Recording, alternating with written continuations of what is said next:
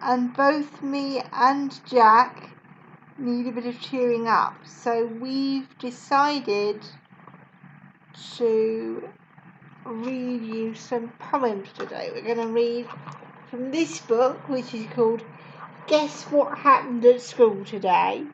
It's by Jez Alborough, who wrote Eddie and the Bear and the Duck series and various other lovely things. It's a bit like Please Mrs. Butler, but for slightly younger kids. And it's a lovely, lovely book. I've got the audio, which is read by Jane Horrocks. If you want to check it out, it's on Audible. But I've also bought the book because I love reading it to Jack and his brothers and sisters. As you can see, if I come back a bit, Jack has finally got his blankie arrived. Hooray! Just in time for it to be used. So Jack's gonna cuddle up his blankie and listen to some poems. Now they're set out rather cleverly, these, like a school timetable for a day. So they're set out in order. I might actually kind of go backwards and forwards through the order just because there's some poems that I absolutely love and I want to include. As per all my reading videos, all copyright goes to Jez Alborough and his publisher, which in this case is HarperCollins. I own absolutely nothing. So let's see if we can cheer ourselves up and enjoy everybody. Now the first poem is about a little boy who's always getting lost, which is very much me at school. And the poem, rather appropriately, is called Are You Supposed to Be Somewhere? Along the corridor he passes, squinting in on busy classes. The bell has gone, it's 10:30. Adam Gage is lost again. He's searching in the usual places, trying to spot familiar faces belonging to the class he's in. The class he's mislaid once again. Miss Chadwick calls out from her chair, Are you supposed to be somewhere? Adam nods and says, Yes, miss, but I don't know where that somewhere is. I came out of assembly and forgot where I was meant to be. I'm in class 8 beside the stairs, but all that's there are empty chairs. So Miss says, Well, they can't be far. Timetables tell us where we are. Take yours out and use your eyes. I can't, I've lost it. Adam cries. Miss, cries Anne with arm up straight, my brother John is in class 8. Tuesday morning's their PE. Each week, right after assembly. Miss Chadwick says, Well, now you know. They're in the hall, so off you go. And Adam, let this be your warning. Don't come back next Tuesday morning. So Adam leaves. We wait, and then right on cue, he's back again. Miss, he says, I know I'm near, but which way is the hall from here? Poor old Adam, he doesn't seem to be having a very easy time of it, does he? He's a bit stuck, isn't he, Jack? Bless him. Oh, it's always a bit of a pain when you're the one that's always getting lost and people can't always understand why you find it so difficult. So I do feel very sorry for Adam. Anyway.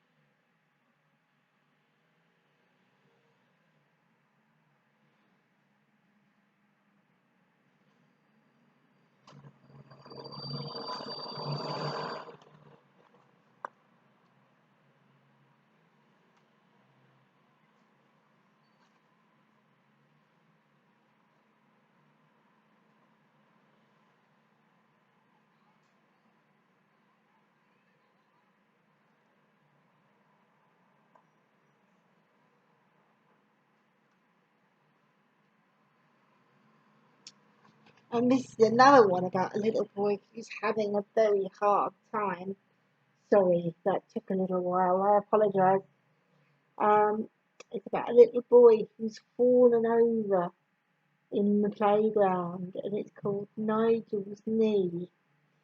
And Helpful Anne makes an appearance again, so let's see if we can spot her. Nigel's bashed and gashed his knee. A small crowd gathers round to see. He hit the tarmac, you can tell. A red spot marks where Nigel fell. Oh dear. He's near to tears with glassy eyes. Bunched up on his side he lies. Miss Chadwick on her walkabout strolls across to sort things out. He fell down, miss, and hurt his knee. He's crying, miss, bleats Anne-Marie. Nigel looks the other way. No, I'm not, he wants to say, but keeps his purple lips pressed tight. Otherwise he knows he might. The lunchtime bell's already gone. Miss Crouch is down. The crowd looks on. She bends the knee so tenderly. Down Nigel's cheek a tear breaks free. The children stare, no words are spoken, till Miss announces, nothing's broken. She smiles and nudges Nigel's chin, and Nigel gives a tearful grin. Miss scans the crowd. Who will it be? Each earnest face shouts, please pick me. And, she says, and, yes, Louise. Take Nigel to the office, please. The rest of you, school's begun. The children softly moan as one. Miss Chadwick shepherds them away. Louise and Anne are still at play. With hands held, grinning, off they stride, with Nigel hobbling by their side. Exploring empty corridors, their shoes squeak on the polished floors. Kids stare from lessons as they pass and wonder why they're not in class. The girls keep marching straight ahead but giggle every time they tread. The last thing on their fizzed up minds is Nigel limping just behind. He doesn't care. His leg is sore, but it doesn't sting much anymore. Now all that hurts is Nigel's pride. He wishes that he hadn't cried, but hopes there'll be a scar to see to mark the day he bashed his knee. So Nigel turned out all right in the end. He managed to get himself sorted, and he's got some friends to help take him to the nurse, so that's good. I wonder if he's right and he will get a scar. We'll see. I don't know. And I'm going to go backwards to a couple of the early poems that I really love.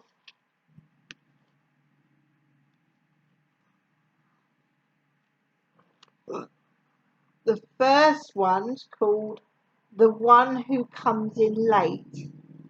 And I hate being late for anything. I'd rather be 2 hours early than 10 minutes late. And this poor person seems like they might feel the same way. So here we go. The streets are clear of parents' cars, all except for one car, ours. It's 9 o'clock and time for school.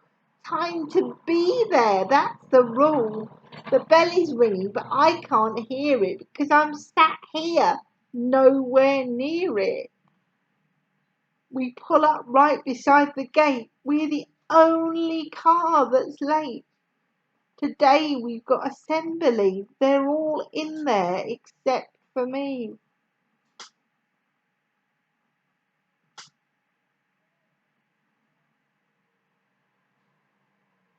A quick goodbye, then off I rush, panting through the playground's hush. Excuse me. I can hear a distant telephone and our head teacher's muffled drone. Then from the office, sipping tea, the secretary beckons me. In wheezing whispers I explain why I'm stood here late again. She points across the polished floors that lead towards the big oak doors. Peering out through steamed up glasses, I tiptoe slow past empty classes. Our head teacher's voice gets stronger. I wish the corridor was longer. Feeling really, really small, I stop outside the dreaded hall. It's 9:15. Oh, how I hate to be the one who comes in late.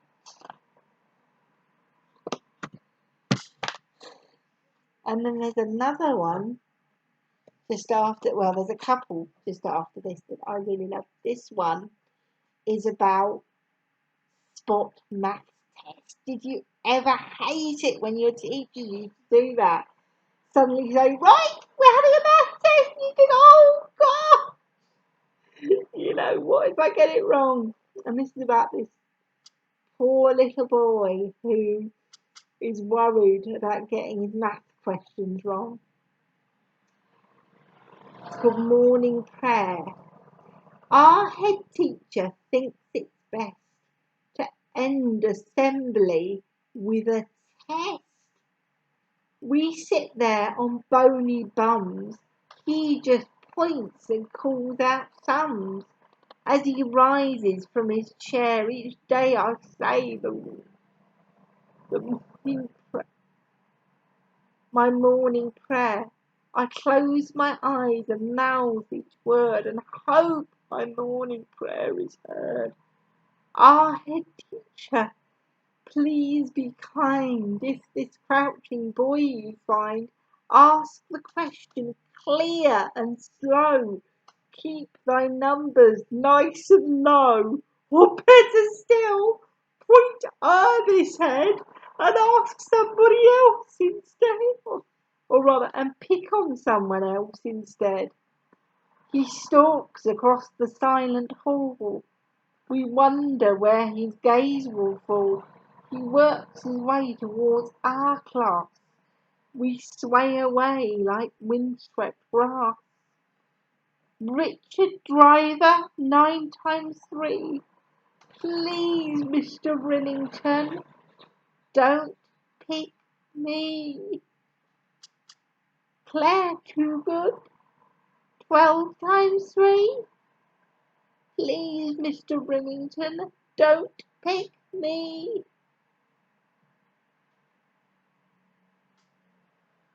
Claire's not scared. Claire's so smart. She knows the answers off by heart. She sits up straight and almost glows with all the answers that she knows. 8 times 3, James McNee? Please, Mr. Rillington, don't pick me. Crouching low behind our Claire, hope he doesn't spot me there. Hold my breath, make no sound. Stay there, Claire, don't turn around. Now let me see, 9 times 3. Who will answer this for me? Who's that skulking round down there, hiding right behind our Claire? What happened next is somewhat blurred, but Nigel told me that he heard. Please, sir, it's only me. Is the answer 23? 23? 23? Oh, no, good heavens, 9 times 3 is 27. I promise next time I'll be able to run through all the 3 times table. But I know this boy will still be there, head bowed, eyes closed in morning prayer.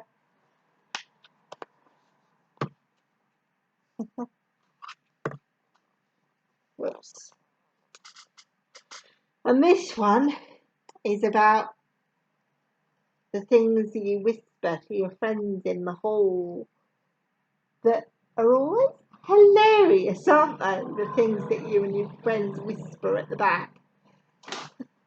I remember when I was in my 20s and at university, me and my lovely best friend, who is still my best friend to this day, were caught whispering in the back of lectures by our lecturer.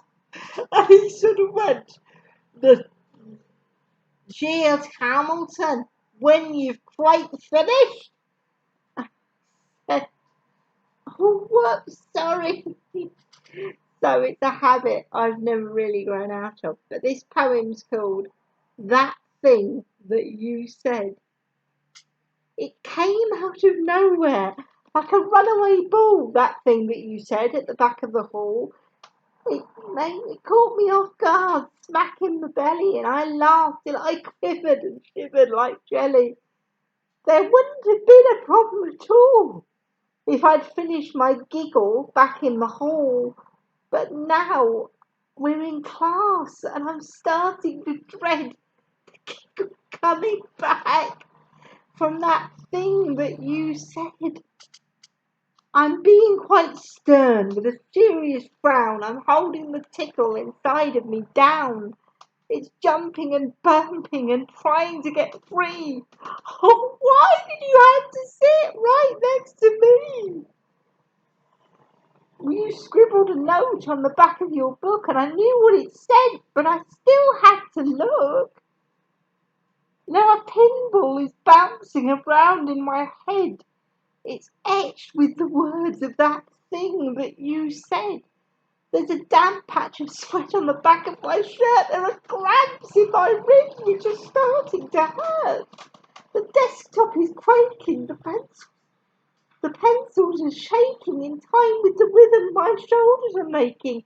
I'm writhing and squirming. My face is bright red, but I'm not going to laugh at that thing that you said. I'll think about how at the end of the day I can laugh till the giggles all giggled away. By tonight I'll forget what was funny at all about that thing that you said at the back of the hall. That thing that I'm not even thinking about, though the lump in my throat is trying to get out. I'll hold my breath. I'll burst instead. But I'm not going to laugh at that thing that you said. Oh dear. Oh dear. Well, that's cheered me and Jack up. I hope it's cheered you up too, if you're having a tough day. Thank you so much for watching. And thank you everybody who's been watching, liking, subscribing, commenting. It really makes my day when you do it, and I couldn't do this without you. Thank you so much for watching, everybody, and I'll see you again soon. Cheerio! Can you wave bye-bye, Jack? Good boy. Bye-bye, everybody.